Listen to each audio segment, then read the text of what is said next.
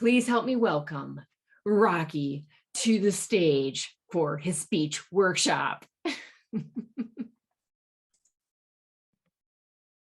Thank you so much, my friends. Welcome. Well, can everybody hear me? All right. Welcome, welcome, welcome to the rock music techniques to rock out your speech. As we get started, I want to dedicate this workshop to a good friend of all of ours, Mr. Keith Hardy. Keith was the spark that inspired this workshop. He didn't know it at the time, but the spark was created when he asked me a question after a different workshop. Something to the effect of, how do you add cadence to your speech? And while I've never had any trouble whatsoever adding cadence to my speech, I didn't have an answer for him. I BS'd my way through it, but I didn't have a good, real solid answer for him. So as I thought about it, it dawned on me, I'm a musician. And as a musician, we write things differently. We know what a song sounds like, what we want our music to sound like before we ever pick up an instrument. And the same translates into our speeches. We know what we want our speeches to sound and feel like before we even put pen to paper. So what I'd like to do tonight, I have one single goal with this particular workshop, and that is, as musicians use more than their lyrics, to write a good song, as speechwriters, I want you to use more than your words to write a good speech. I think we've all made the mistake of filling up 3 to 5 pages full of words, and then we try to, but they just don't stick together. It's like trying to build a sandcastle out of dry sand. Well, tonight I'm going to show you a different approach where you're building your structure, your feeling, your emotion, your message, all before you add a single lyric. Because spoiler alert, when a song is written, the lyrics usually come last. Everybody ready to get into it? All right, this is a rock show. You don't have to behave. All right, just shout it out if I ask you something. You don't have to raise hands. Let's get into it. All right, let's get down to the set list. First of all, we got an opening act. I'm going to introduce you to the common song and the speech structure.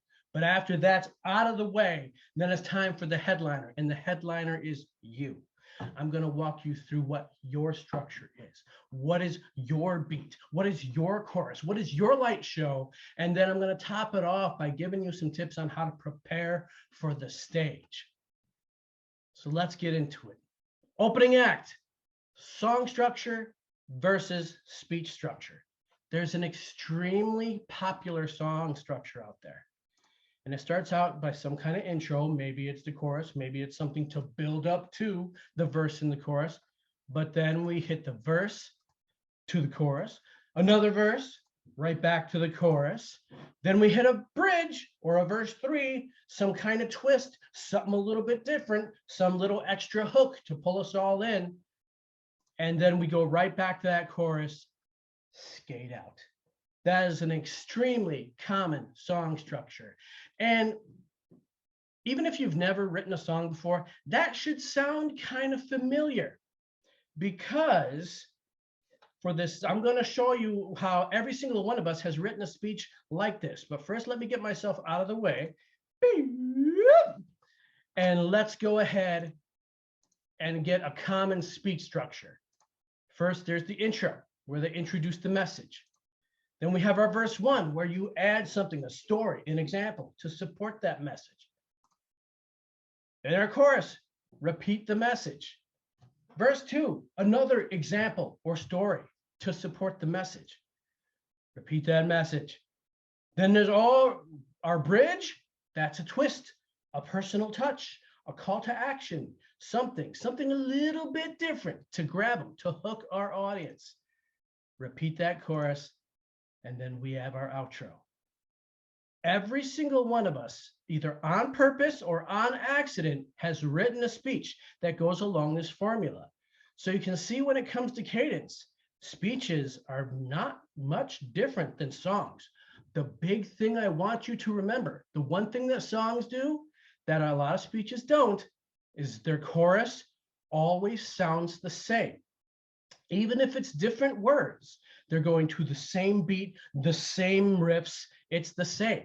So remember that when it comes to your speech. If you want them to remember your message, always deliver it the same way, along the same cadence. Boom, boom, boom. If you every time you say your message in a different way, you risk your audience walking away with a different message. So that's a very common speech song structure, which is exactly the same as a very common speech structure. So now, opening act's done. It's time for the headliner. Are you ready to take the stage? All right, let's get our minds right then. I want you to do something. I want you to get inside your head.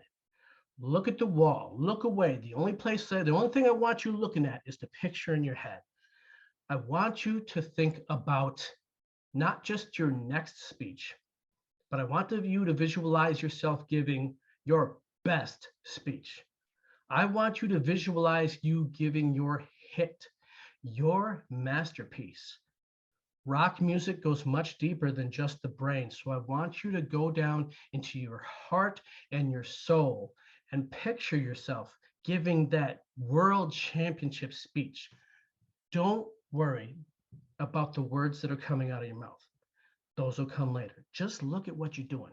What are you doing? What are you feeling? How are you moving? If you have trouble picturing yourself,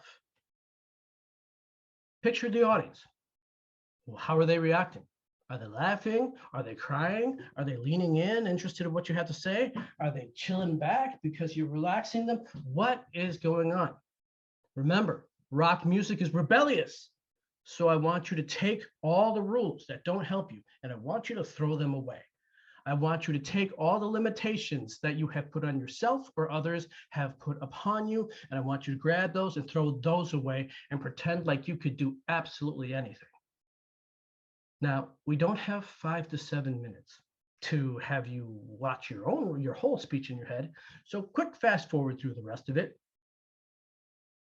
All right. Now that you have visualized yourself giving your hit, your masterpiece, your chart-topping jam, what I want you to do is I want you to draw a picture of what you just saw. This picture, ignore what's on the screen in a moment. I'll walk through that in a second. This picture can be of anything if you want. I'll show you how I do it. It can be a collection of smiley faces, smiley face, sad face, scared face, excited face.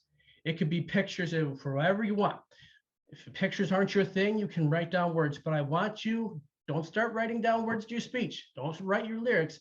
I want you to draw what you just saw.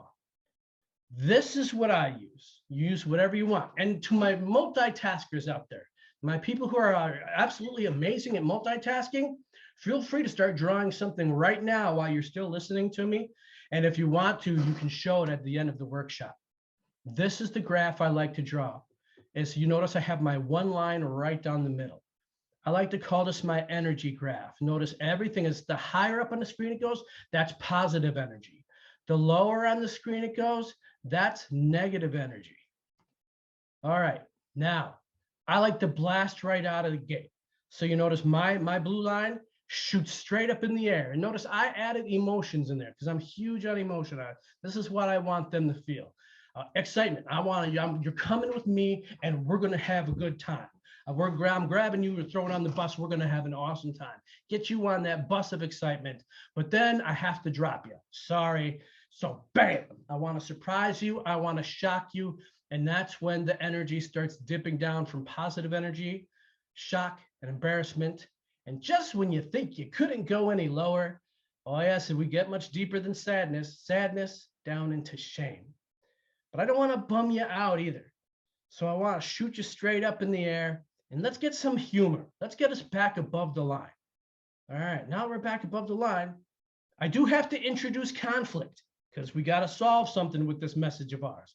So I have to dip down below the line a little bit to show conflict, but then I get you right back above the line again with plan. And then once we start adding that plan, I like to build it up in a fun way. Boom, boom, boom, boom, fun, all kinds of fun till I get my victory. Woo! I redeem my earlier shock and embarrassment. And on the way out, we reinforce the message. Notice at the end, I want to leave people on a high. I don't want to be back at the line, where I'm just being a narrator. I want to leave people in something fun.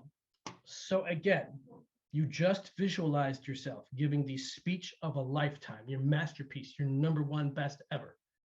Draw a picture of what that looks like. You can follow this model, or you can draw whatever you want. We don't have to write a single line or word to our speech to do this. Draw the picture that's right for you. Next, what is your beat? The song doesn't have a good beat. Chances are it's not that good of a song. So what is your beat? Your beat is your pace and your vocal variety. We got to make sure we're mixing it up. You got to make sure your beat matches the emotion that you have on the table. If you have excitement's a very fast beat. So I should be talking, pretty fast, move. If I'm sad, well, then I'm slowing down. And vocal variety as well. So the next thing I want you to do, let's go back to that picture you just drew. And let's add in our beat. All right. So excitement, like I just said, if I'm going excitement, we're going fast. We're going fast with death metal blast beats. Excitement. But then in the shock, here's the funny thing about shock. Oh my God. Even though we're high on the energy scale, doesn't mean we're talking fast. Even though we're higher in energy, we talk slow because shock is a very slow emotion. So we go slow all the way through the shame, pick up to a medium pace when we pick up from the shame and start going into humorous part. Now, here's the thing. It doesn't just have to be those 3 options, fast, slow, medium. No, we can be climbing or we could be descending. We could be talking in medium pace, but getting faster. Or we could go from talking really fast to starting to slow down. Pick your beat. What beat? You've drawn your picture. Hopefully that picture really captures the essence and the emotion of what you're trying to deliver. So the second pass, I want you to think about, okay, how are you delivering that? What beat, what speed are you delivering those parts? Again, you can do that without writing a single word to your speech. Let me take this moment to say, the goal here of doing all this is so that the words start coming to you rather than you having to reach out for the words. Once you see your roller coaster of a speech, stories that you can tell might start coming up. Once you know the beat that you want to, look at that, I went backwards, that you want to show, the words, maybe catchphrases, start coming to you rather than you having to reach to them.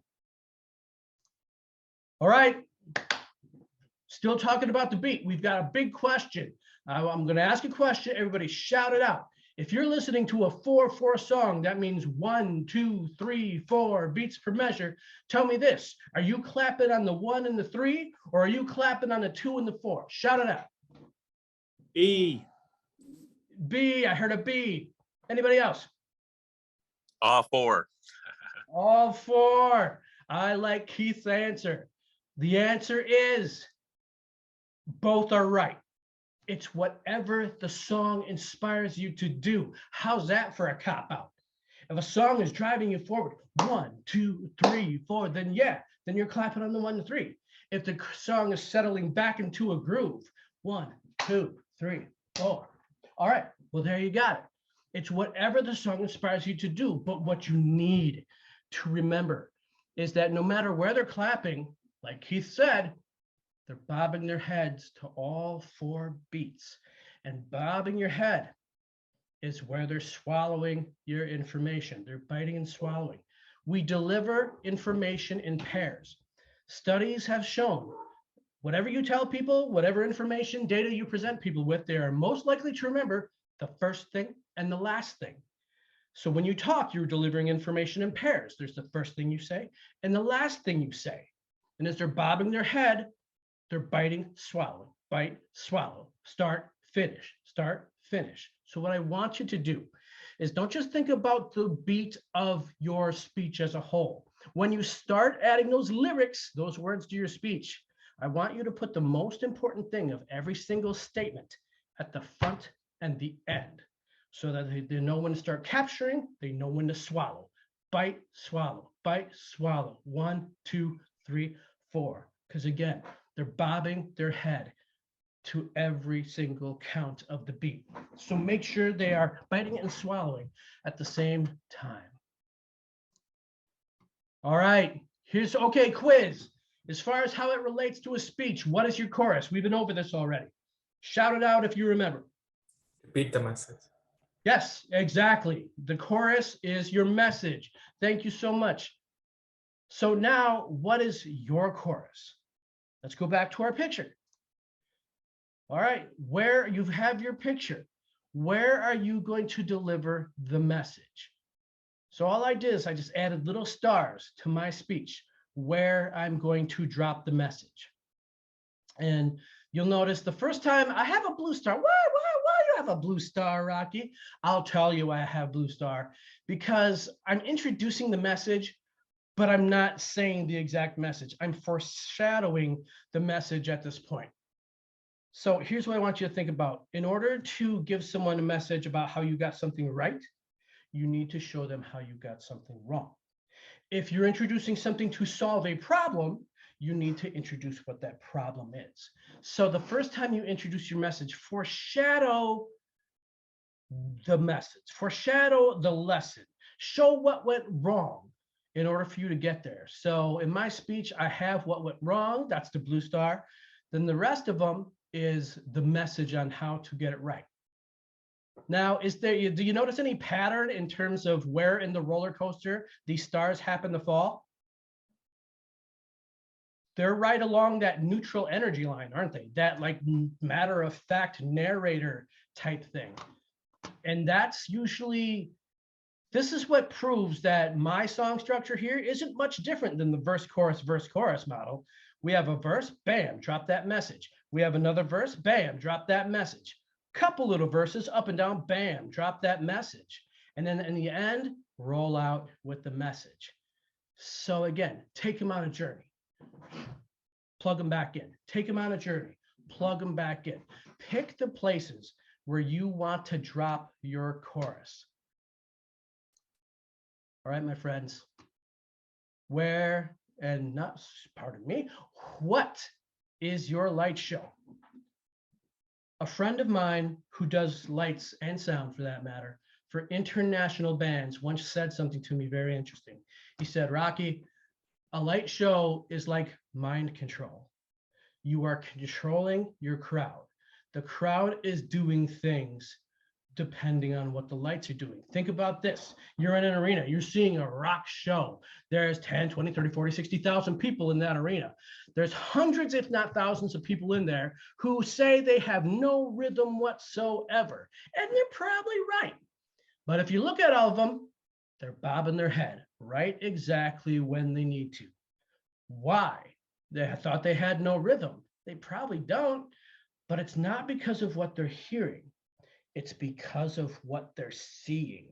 The lights are flashing, boom, boom, boom, boom. That's how they know the beat. Okay, so the music gets soft. How do they know it's ready to bam, explode out again? Because the lights dim down really low, but not off. How do you know you're not going to get another encore? Because the house lights come on. The lights tell people what is going on. So what is your light show? Your gestures. No matter what words are coming out of your mouth, if the words aren't doing the trick, your gestures should. Your gestures should match the message or the situation or the emotion that you are trying to portray. All right, so this is a tip we've heard from a lot of different speakers here. Dr. Jenny Smith was the last one to drop it on us that I remember. But why do you hear it so often? Because it's a really good tip. Activity number 1, do this as homework. We won't do this now. If you have a speech, if you have a speech all ready to go, record a video of that speech. But when you play it back, turn that volume all the way down and watch your gestures. The goal you want to hit is, even if people have never heard your speech before, can they watch it and have a reasonably good guess as to what the speech is about? If they can't, you might want to work on your gestures a little bit. Got a second activity for you. This one I want to pick on somebody. So get ready to get ready to volunteer. Activity 2, play charades. Whatever the situations, whatever the message, whatever your whatever concept is in your speech, play charades with your friends, with your family. Try to act out what it is your speech is about. Then remember what gestures gave your audience the best guess. Yeah, I know it's cheesy, but rock and roll is cheesy. So you got to get used to it. So let me ask, I'm going to stop sharing for a second. Do I have a volunteer for someone who's willing to play a little charades with us? I will pick on somebody if no one volunteers. And let me tell you what you're volunteering for. Oh, I saw Vicky pop a hand up. All right, don't even have to say it. All right, Vicky, get off mute. Everybody click on Vicky's picture so you can see her big screen. What I am going to do right now, Vicky, I am going to chat you something privately. And I want you to, without saying a word, I want you to act out what it was that I told you to act out. And let's see if people can guess. Again, this is a rock show. You don't have to raise your hand. Shout it out as Vicky starts to do it. I have just sent Vicky a message. So Vicky, whenever you're ready. Rockabye baby. There you go. Easy. Perfect. Thank you so much, Vicky, for your cooperation. Now, was that hard? Did I give Vicky a hard? No, absolutely not. And your charades shouldn't be hard. If you go through your speech and you're thinking of a concept, okay, this is what this section of my speech is about. I can't think of what to do. Then you probably shouldn't act out that thing. You know, act out what you're doing. But if it's not obvious, either zoom in to figure out what emotion you're dealing with at the time and then display that emotion, or zoom out if you're in too deep. But play charades. All right, so have people guess what it is that you're trying to show. All right, I didn't even put my picture back. What's going on here? Let's get my picture back. Y'all need to see my pretty face, not that picture. This picture. All right, there we go. So again, play charades. You see how that worked so well. What Vicky just did right there, if she ever gives a speech about trying to put a baby to sleep, that's exactly the gesture she should be using, because again, that's her light show, and your light show tells the crowd so much about what you're trying to do. What's next? All right, now my friends, I think I'm making pretty good time. It's time to talk about how to prep for the stage. By show of hands, how many people have woken up one day or gone through a day with a speech they need to practice and said, I don't have 5 to 7 minutes of free time today alone. I can't practice my speech today. How many people have done? All right, some. The rest of it, thank you, Ashok. Ashok got in there late. I think it probably happens to every single one of us here. But let me tell you, my friends, there is never a bad time to practice your speech. You just have to realize the 3 different layers of how to practice your speech, because they are the same 3 layers of how to prepare for a rock show. First of all, there's get to know your parts, okay?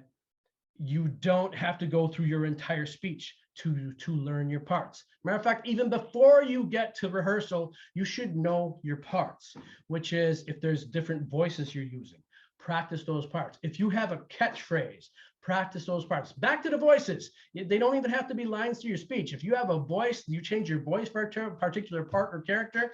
If you're driving down the street, every street sign you see, say it in that voice. So practice your parts. Learn every single one of your parts. You can do that anywhere, driving somewhere, even if you just have a couple seconds. So practice your parts. By the time you get to rehearsal, you should know your parts. The point of rehearsal is try to take all those parts that you've learned and turn them into habits. And there's one huge habit that I'm going to tell you over and over and over again. when you get to rehearsal, when you're going through your rehearsal, there's one big goal, and that is do not stop. Do not stop. I'm going to say it a third time for effect. Do not stop. Do you know what comes out when you go to the show and your performance? No matter what you know, what comes out in a performance are habits. And if every time you mess up during rehearsal, you stop, what habit are you building? But yes, Dr. Schurr says, but do stop at a stop sign. Yes, if you are driving, you might want to stop for those. No running over. If you run over a kid with your car, you can't blame me. All right. Again, your rehearsal, do not stop. I don't care how bad you mess up. Do not stop. Figure it out. Flub yourself through it. Sit there for a minute straight if you have to. Memory is like a muscle. When you strain it and certain parts of it even break momentarily, they grow back stronger. So give yourself those straining moments where you're trying to remember what it is that you're supposed to say, because the habit, you're not reading off of a sheet of paper, at the show. You don't get to start over at the show. So do not stop. Keep on going. And then, matter of fact, sometimes you see that red light way earlier than you expected to see it. If you will put yourself in way better position if you don't stop when you get stuck, because then you get in the habit of speeding up the remainder of your speech to make sure you're on time. So again, we talked about learning your parts. Then when you do that, go into rehearsal. Now, let's talk about the show. It's very easy to think that the show is the same as rehearsal. You're going through the whole set at rehearsal, you're going through the whole set of the show, but there's a big difference. When you're doing rehearsal, you're thinking about you. What am I doing? What are my band members doing? When you get to the show, you're thinking about them. How are they reacting? What's hitting? What's not hitting? That lady over on the left is nodding off. Go, re-engage her. What's happening? So the show is hugely different from rehearsal. And I'll give you a point. How many times have you seen someone go in a speech contest and you can tell they're still thinking about the words they have to say? Okay, say this next, say this next. And what are they doing? They're being less and less and less and less expressive. Whereas the people who know their words, they know their parts and have the habit there, they roar. They're all outside. Don't be inside, be outside. That is the difference to a good show. So again, how do you prep for the stage? You learn your parts, you do your rehearsal, and then you do the show. So let's go through an activity. All right, everybody come off mute. And again, shout it out. We don't need to behave here. All right, I'm going to name off a scenario. And you tell me which of the three can be more than one and what we can do. All right, 15 minutes of alone/free time. All right, what layers of prep can we do? Rehearse. Anybody else? Practice your parts. Absolutely. Yep, we can practice our parts or we can rehearse. It depends on where we are and what we need. You could even do both. You have 15 minutes. You could run through it twice. 5-minute drive in your car. What can you do? Practice one part of your parts. Yes, you can. Yes, you can. I don't recommend rehearsal when you're driving a car. Let's all be safe, folks. Watching the kids. What can we do? Charades. Yes, you can. You can do charades. Thanks for the specificity. All right. Anybody else? Variety. I'm sorry. Can you say that again? Vocal variety. Yep. You could do vocal variety. So you could practice your parts. You could get those down. Let me throw a challenge out to you. Okay. You can, and I encourage you to try doing a rehearsal while watching the kids, because here's a secret, my friend.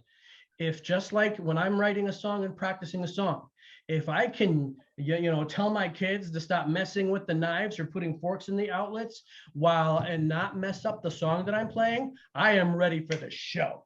All right. So practice. Try running through your whole speech. Try going through a full rehearsal with your kids around or your family around or whatever disturbs you around. Even if they make you pause for a couple seconds or two, as long as you pick right up where you left off with no problem, you're ready for the show. So that's my challenge to you. Rehearse with lots of distractions. Okay, last one I'll do, visiting another Toastmasters club. Schurr. Yes, thank you, Ashok. Right for the throat. Ashok goes, yes, oh, I keep on hitting wrong buttons. All right, the show. Yes, now is a time where you can get in a room and you can deliver your speech, but rather than it be a rehearsal where you think about do this, do that, you watch them and you see what they do. So if you have a contest coming up, go to a different club to practice the show before you go to your contest. Again, that's a good, you could do rehearsal if you really want to be inside your head. You could do a show. I don't recommend practicing your parts in front of another Toastmasters club, but hey, if they know, you never know. All right, this last one in the bathroom, number 2, that's just what happens when you give me too much free time. So we're going to waltz right on by that one. My big point, again, there is always time in any day to practice your speech. If you don't have much time, just practice your parts. Practice your parts, talk in those voices, throw out those catchphrases. There's rehearsal if you happen to have 5 to 7 minutes of open time. And then set up times to practice the show. All right. So that was my workshop. Again, we walked through, we got our minds right, first of all, visualized our speech. And then we really took what we saw, we threw it on the outside. What is your structure? What is your beat? What is your chorus? What's your light showing? How do you prep for the stage?